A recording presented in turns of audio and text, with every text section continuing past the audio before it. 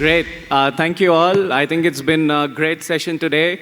We've had great leaders speak about all kinds of transformation.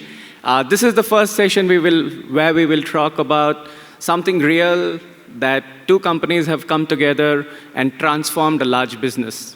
I'll start with Ken. Ken is the CTO of a large business. So Ken, could you start with giving us a little bit of context of what is CME? What is the business problem that you were looking to solve? Yeah, thank you very much. And just very quickly, some context on CME Group, which is a company that was founded in 1848, so a 176-year-old company. Wow. And we are the largest futures and options exchange in the world. And we are based on a foundation of innovation. Through our entire history, we've always, whether it's been product or service or technology, and we've always been lucky enough to anticipate and be in front of some of the trends in the world of trading and financial services. And we also see this as an opportunity now and an imperative in the future. The things that will make us successful for the next 176 years are very different than the things that have got us to where we are today. And so in looking at that, thinking about how to leverage the power of the cloud, the power of artificial intelligence, in order to scale for our customers, led us to a point where we have an imperative to transform who and how we operate our markets. Great. So if you could give a little more depth in terms of exactly what problems you were looking to solve, and hence which technologies you evaluated for it, that would be wonderful. Yeah, with everything we do, we start with our customer. And in this case, our desire is to, I guess what I would call turn a 3-lane highway into a 10-lane highway. And in order to be able to provide more product, more service, more capability with access from around the world at any time, in a way that's seamless and at the least disruptive for our customers and the ecosystem that makes our trading work. Great. And Sin, when you were looking for technologies that would help you in this business transformation, what kind of technologies did you evaluate? And maybe you could also talk about why you looked at Google and selected Google as your partner. Yeah, we're pretty proud of the engineering capabilities that we have inside of CME Group. They're very focused in their ability in financial services and highly tuned, high frequency, ultra low latency trading. And so we think we're world class with respect to that. But when we looked for a partner in a technology, we were looking for somebody who was also innovative, also willing to work with us in terms of developing something that was new and had not been done before. And so Google was the perfect partner in that respect, with respect to a leading edge platform and a willingness to work with us to solve complex challenges that haven't been solved before. And so I've always felt, and I've been excited since we started working with them in November of 21, the way they come to us in partnership has been exceptional. And generally speaking, I would say they don't really see problems as a culture. They only see solutions that haven't been found yet. And so they really come to our partnership in that manner, and that's what attracted us to them. And I think there's a lot of similarities in our culture, which make us, I think, effective in working together. Great. I'm sure Sunil is hoping that you keep talking. But I'll just come to Sunil quickly. Sunil, so I think if you look at the technology level complexity here, right, it's a trading platform. You need it to be millisecond precise, low latency, otherwise they could lose billions and obviously customers.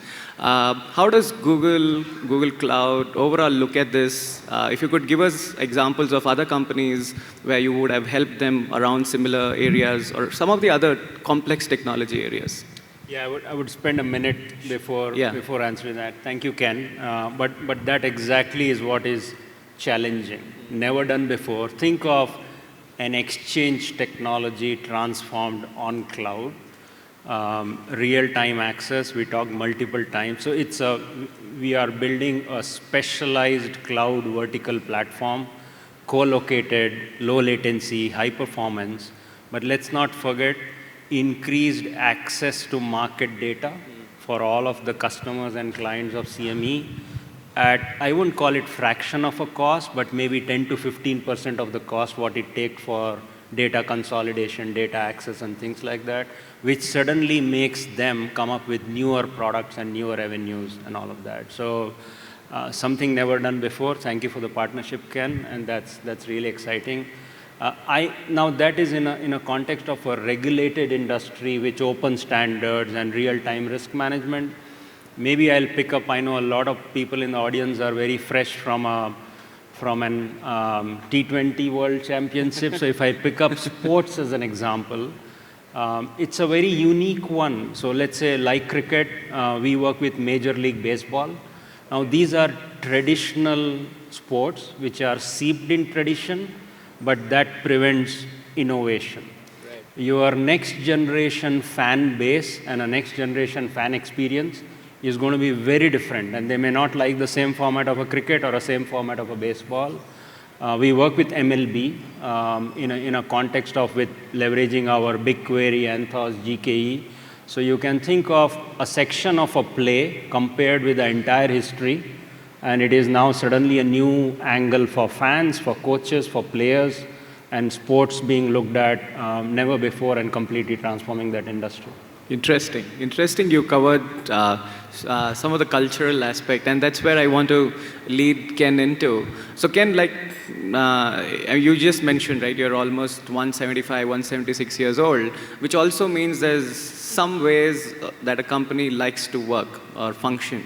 So how was it to create this kind of transformation? What were the challenges that, I mean, we want the audience to learn what they need to be cognizant of. I mean, because a lot of us are technologists, we say, hey, we'll implement this technology. But what are the people aspects, cultural aspects that you need to be cognizant, aware, and then you said you've been friends for 3 years, so I'm sure you're doing something great.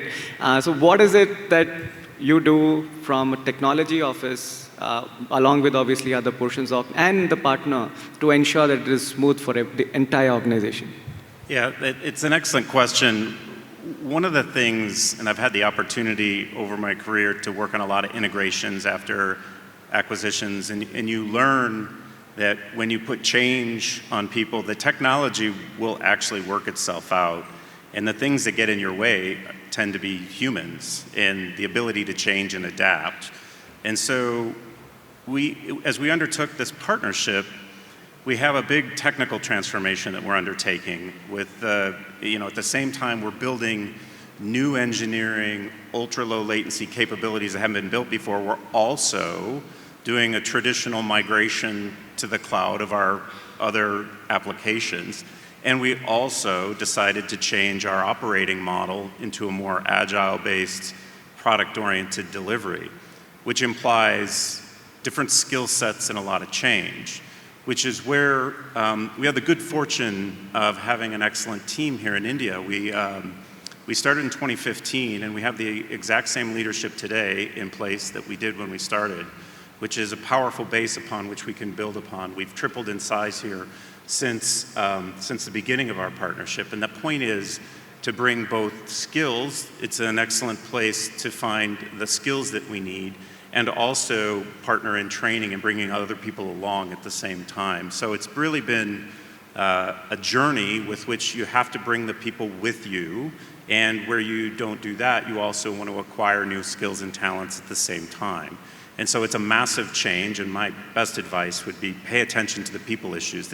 We tend to focus on the technology side of things because it's interesting and it can be very complex.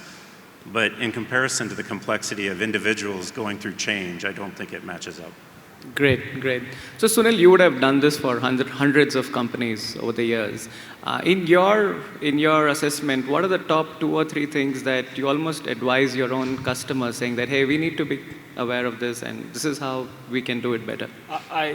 Great question, thanks. I would stay in the context of CME and just highlight what really worked, and it is the same thing. One is, I think Ken talked about this engineering-led cloud operating model with an SRE. So you need to move away from, it is important to have app and migration and execution, but move away into a platform way of a thinking. of executing and delivering, and hence you build the talent extremely differently. In our case, it's Google, CME, and a partner all coming together and doing very early on core capability alignment and org alignment and setting up pillars on actually communication was a key pillar, innovation, co-development as a key pillar, org and operating model as a key pillar. So really setting up that time on setting the overall operating model and designing. And then as Ken said, significant investment on change management, enabling people, SRE best practices, has worked for CME and works for many of our customers. Interesting. Ken, you kind of alluded that a lot of the work is being done locally by the India offices, and Sunil, you are also based here. So was there a certain degree of advantage in trying to do it together here, back in India, than trying to do it with, say, Google there and you in headquarters? Or what are the pros and cons? What is it that really worked well for you? And anything that you want to advise the audience here when you're looking to collaborate at such a large business initiative? Yeah, I think what's been interesting is we have increasingly put ownership and leadership in India. And so what I think we find less well is when you try to split resources or teams across the time zones between the US and India. We definitely do that, and we have to do that at certain points, but to the degree that we can put capabilities here and ownership and accountability here, and be clear about that with the organization, there's a benefit in that. And there's also, Google has a significant presence in both places as well. And so, as does the partner we're working with. So there's a lot of synergies there. And I think to the extent that, we are in more a virtual world than ever, but we find a lot of benefit in that collaboration and that ability to collaborate in person. And so we definitely take advantage of all the tools available to us to collaborate,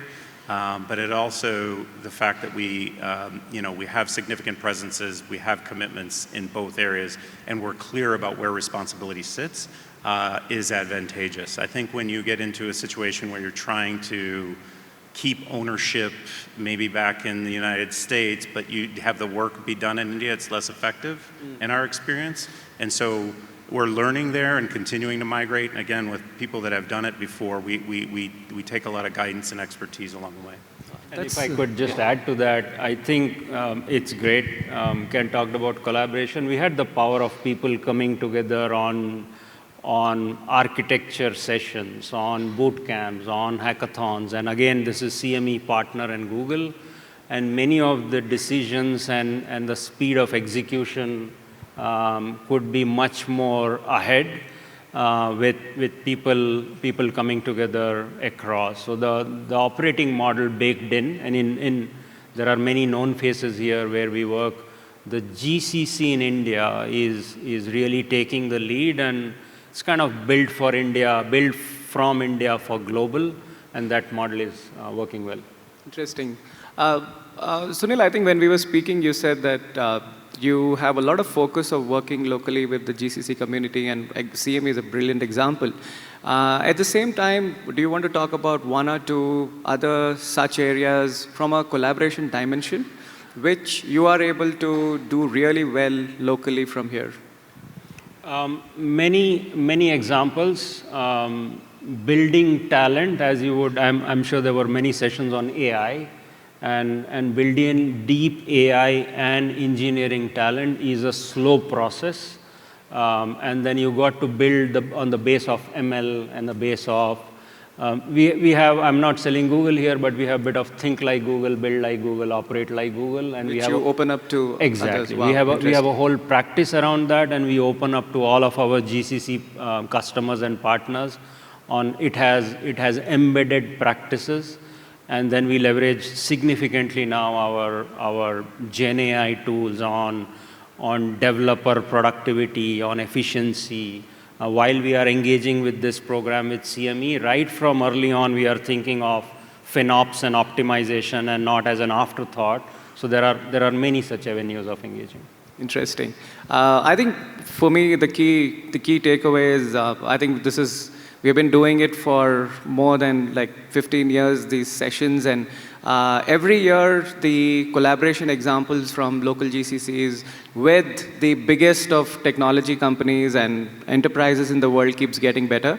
And I think, Ken, you alluded to a very interesting point in terms of having senior leadership in India.